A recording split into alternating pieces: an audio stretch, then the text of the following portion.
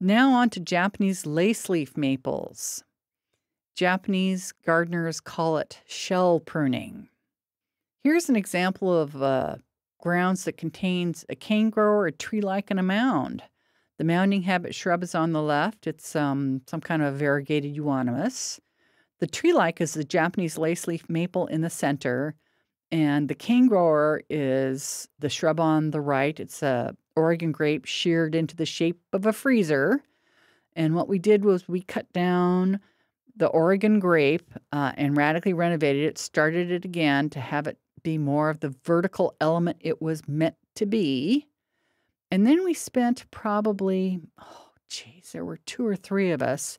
We spent probably 15 to 20 minutes. That's an hour total on the Japanese laceleaf maple.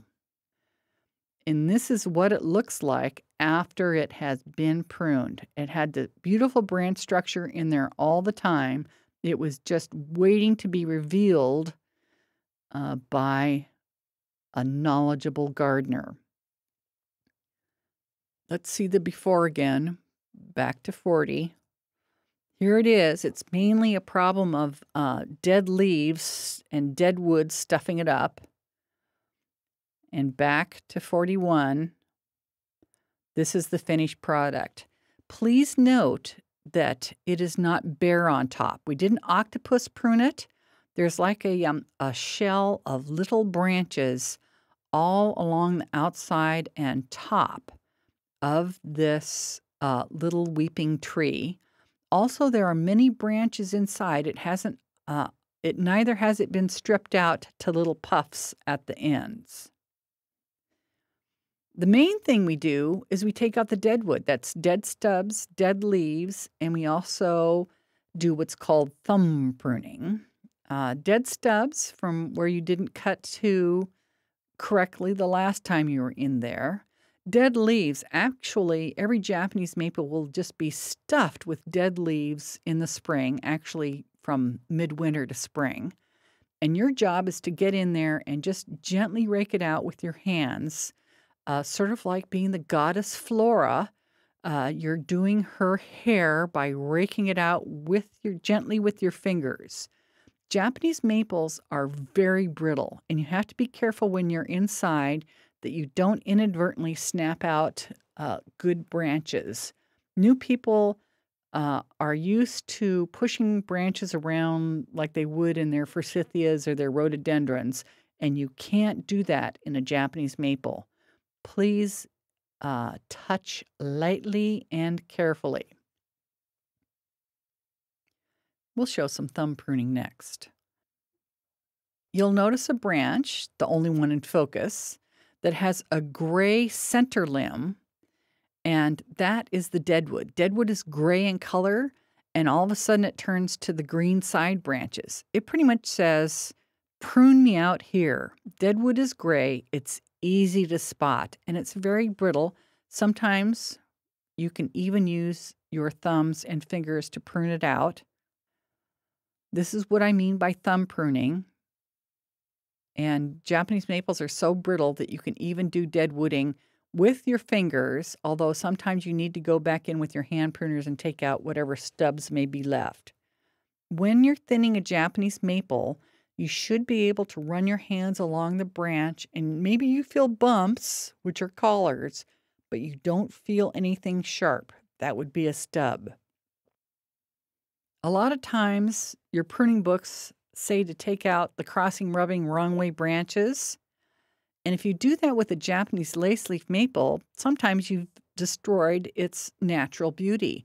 The fact that branches double back and curl and wind around other branches is sometimes the source of some of its intrinsic beauty. So you have to be careful that you don't follow the rules too closely. We're looking for a lot of other kinds of branches. We're looking to remove. We're looking for ones that actually touch the ground or touch any hardscape. So we want to get it up off the ground. We're looking for branches that wander too far from their point of origin. Maybe they were in the lower right-hand corner of the shrub, but they wandered way over to the left side and high up where it's just not supposed to be. We're also looking for branches that are too straight. Curved branches that have a lot of taper are prettier than straight branches that don't divide many times. And let's take a little bit of a look at that. So here's an example of what my illustrator would prune. The dotted lines again stand for the dead wood, which is mostly what you'll be doing in Japanese maples as well as everything else.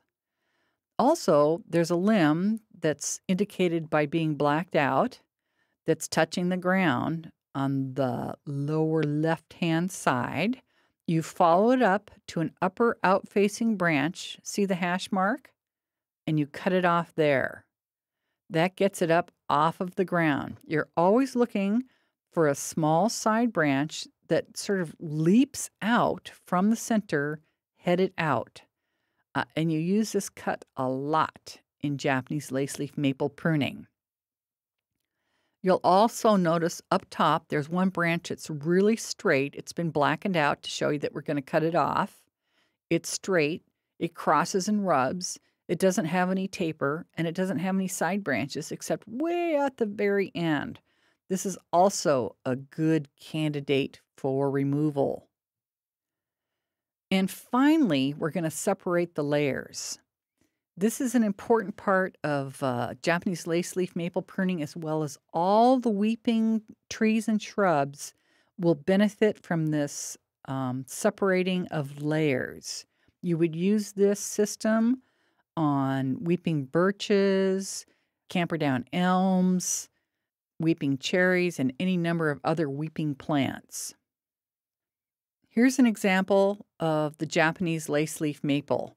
And this is a side branch of it. And I want you to try and figure out which branches you would take out, knowing what you know now. The next slide will black out the ones that the illustrator decided to prune. So have you located what branches you might take out? So these are the branches that are blacked out that the illustrator would take. One of them is dragging on the ground. We don't want our ladies dragging their dresses on the ground, so we're going to cut to an upper out-facing branch.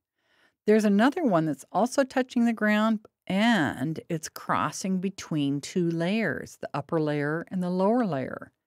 So we're going to take it out.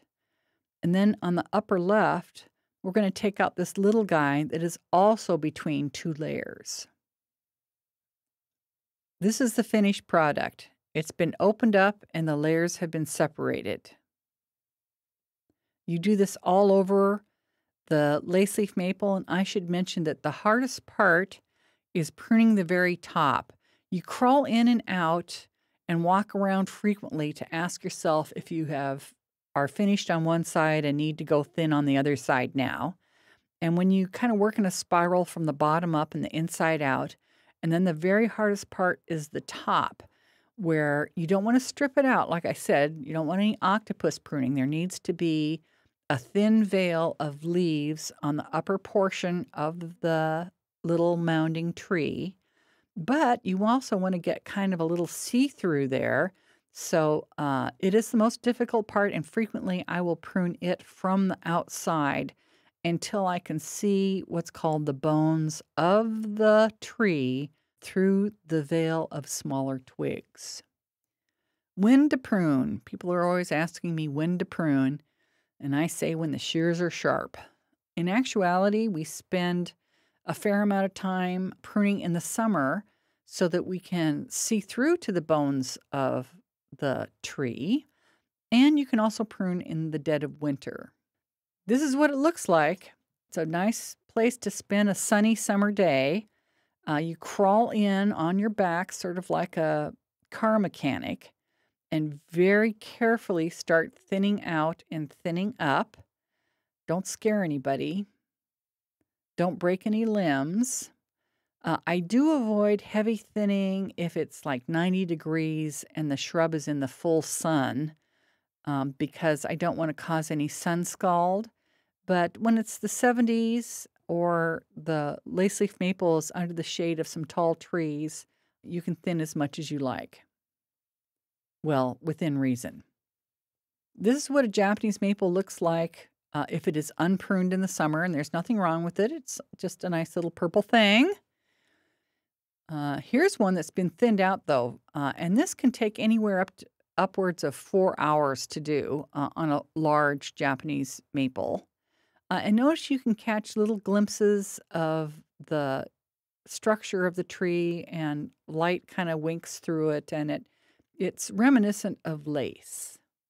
Here again, we don't want to leave stubs, upper left, and we don't want to flush cut, upper right. Even though we like how it looks, it will cause rot to enter the main branch and start it cracking, and horrible things will happen. If you have a stub, you just cut it back to the naturally occurring bulge, lower right-hand side. Here again, you should be able to run your hands along the branch and it will be smooth, maybe bumpy, but no sharp edges. And you can also thin out many of your other trees. You don't want to thin too much. Your tree might be fine on the left, or if it's looking a little too heavy, you could thin out the foliage. Notice you're not making any shorter or any thinner. You're limbing it up a little bit and thinning it out so that it's lacy. But you don't want to do too much, especially on your deciduous trees, because they can die or look weird, and this is not good. If it isn't a conifer, you'll know if you've overpruned if you get water sprouts. Water sprouts are the universal sign of too much thinning, and it really depends on the tree or shrub. Things like cherries, crabapples, purple leaf plums, and magnolias don't take much pruning or they explode into water sprouts. And then you have a nightmare of maintenance that even a Japanese garden will have trouble keeping on top of. So it pays to know the pruning budget of your various plants. Too bad it's not posted on it.